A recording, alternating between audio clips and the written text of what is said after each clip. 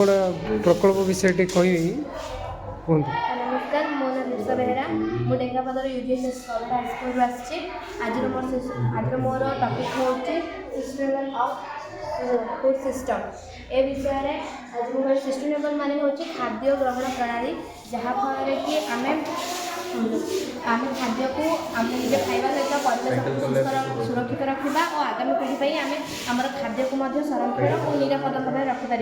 यार किसी मुख्य दिग रही जमीक मांडिया सीजन जो उत्पादन और जैविक कृषि जहाँफल जैविक कृषि आम बिना रासायनिक सार यूज कर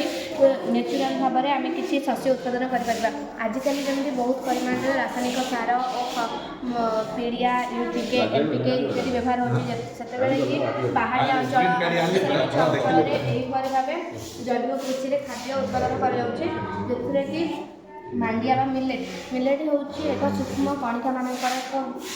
संगठन जो कि आम मिलेट को आकार अनुसार दुई भाग विभक्त करेंगे मेजर मिलेट और छोट दाना बा मिनर मिलेट जहाँ को मेजर मिलेट बाजरा गहम बाजरा मांडिया इत्यादि थोड़ा बेले मिनर मिलेट कीड़ा सुदान कांगू इत्यादि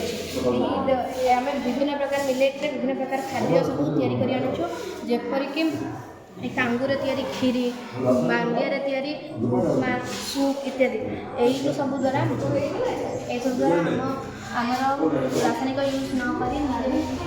निजे निजे जैविक उपाय आम खाद्य को ग्रहण कर आमर शरीर सुस्थ और आम आगामी पीढ़ी खाद्य सुरक्षित और निरपेक्ष खाद्य सब आम ओडार केतक पहाड़िया अंचल कराए पहाड़िया अंचल उत्पादन करार पहाड़िया अंचल उत्पादन कर कारण गुड़िक हो जैविक कृषि से अधिक भाव में हो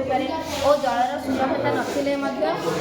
सहिष्णुता जलवायु में पहुँचाई और आम देशर आर्थिक अवस्था को सुदृढ़ कर। धन्यवाद।